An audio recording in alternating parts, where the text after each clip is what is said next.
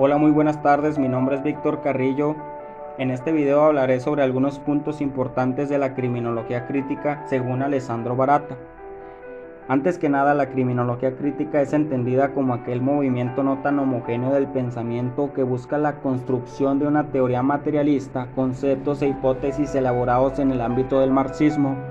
Se opone un enfoque microsociológico y uno biopsicológico del comportamiento desviado, evidenciando su relación funcional o disfuncional con la estructura social.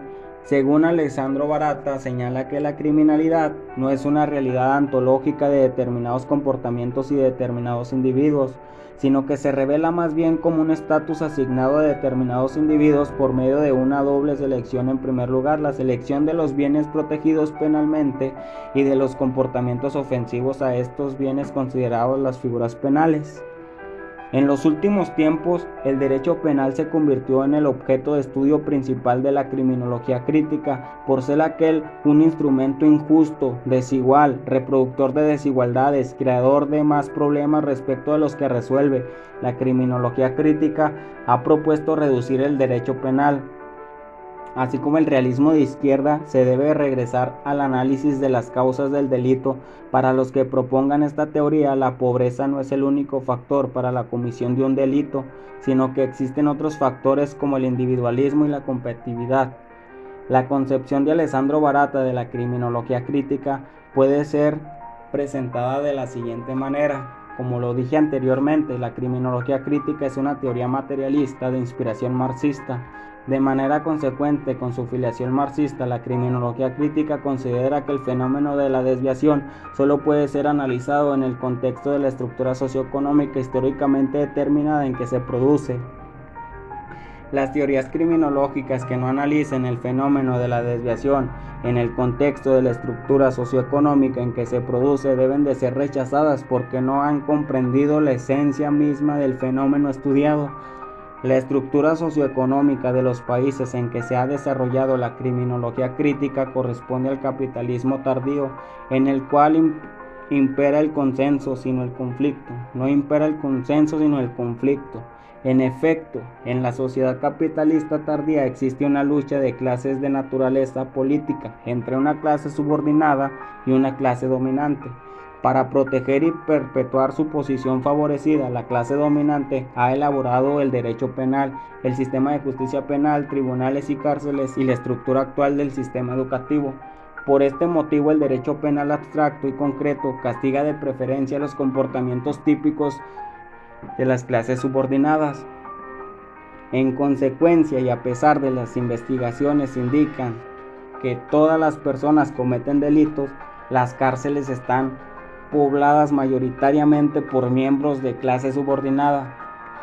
De lo expuesto anteriormente se infiere que el concepto de delito es una construcción social y debe de ser reemplazado por el comportamiento socialmente negativo. Este último es definido como un comportamiento criminalizado o no lesivo de interés merecedores de tutela. Los comportamientos. Los comportamientos socialmente negativos se explican según la clase social a la que pertenece su autor. Si el autor pertenece a la clase subordinada, el comportamiento socialmente negativo será expresión de las contradicciones entre la producción y distribución de la riqueza típicas de la sociedad capitalista.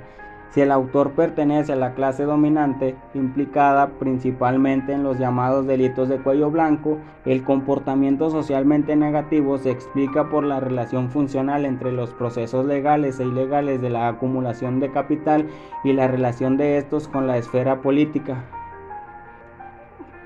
Puesto que el conflicto de clases de naturaleza política, la delincuencia solo desaparecerá cuando la sociedad capitalista sea reemplazada por la sociedad socialista, que es una sociedad libre e igualatoria.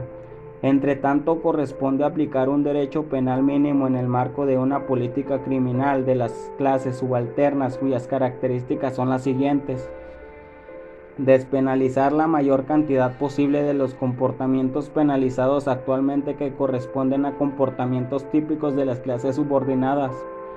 Penalizar los comportamientos de las clases dominantes que aún no estén penalizados. La diferencia de tratamiento entre ambas clases se explica porque se debe aplicar una política criminal de las clases subalternas.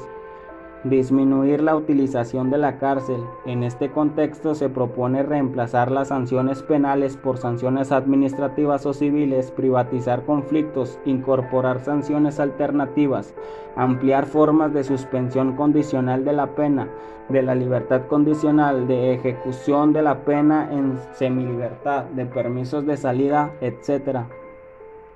A largo plazo, el objetivo final es la abolición del derecho penal y de la cárcel, que constituye un corolario, pero esto solo será posible en el marco de una sociedad socialista. El criminólogo debe renunciar a toda pretensión de neutralidad y utilizando de preferencia métodos de análisis marxistas para sus estudios y apoyar la política criminal de las clases subalternas. Estos estudios deben de realizarse en parte desde el campo de una nueva ciencia denominada sociología jurídico-penal, cuyo objetivo de estudio serían los comportamientos que representan una reacción ante el comportamiento desviado. Esta ciencia estudiaría así las reacciones institucionales de los organismos oficiales del control social de la desviación, así como las reacciones no institucionales.